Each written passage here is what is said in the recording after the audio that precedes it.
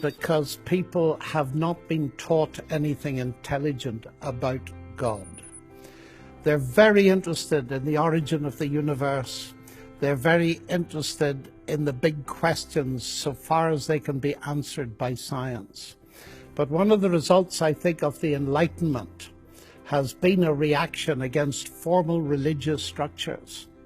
And you can understand that reaction because there was a lot of evil done in the name of God. I find actually that among young people the interest is enormous.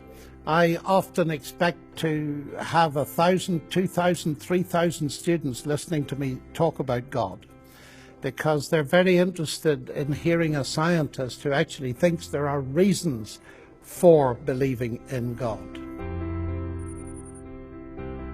That's a confusion of thought because actually if you mean by faith, faith in God, if you mean simply faith, which is trusting, faith is essential to science. In the 16th and 17th century, modern science started in Europe with Galileo, Kepler, Newton, all of whom believed in God.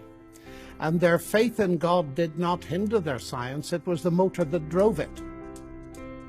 They had faith in God, in a rational intelligence, and that led them to believe, to have faith that they could do science. You see, it's important to realize that science and faith are not two different categories. Faith in God and faith in science belong very closely together because I believe both of them are grounded in evidence.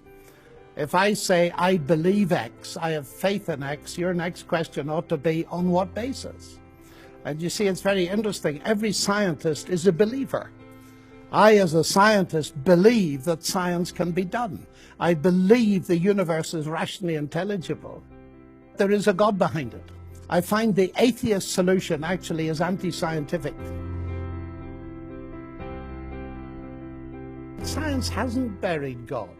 That's actually a false formulation. Many people like Dawkins and Hawking think that I as a Christian believe in that kind of God who disappears with the advance of science.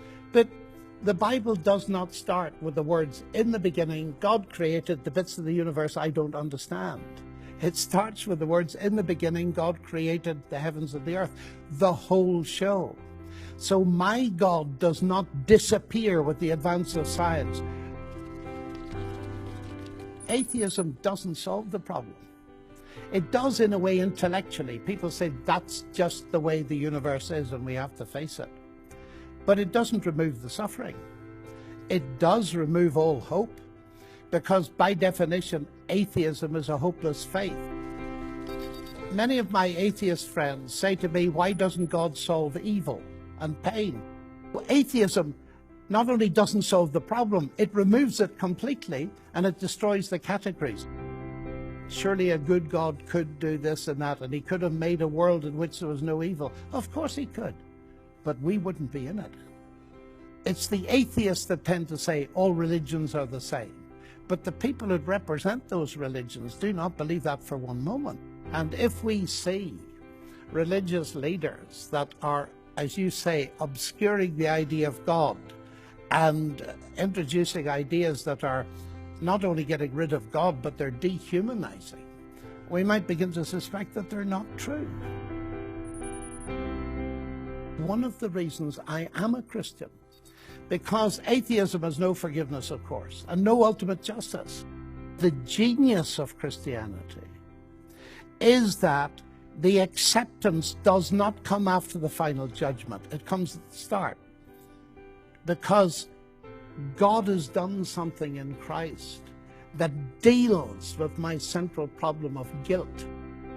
I live my life not to gain God's acceptance, but because I have got it as a free gift.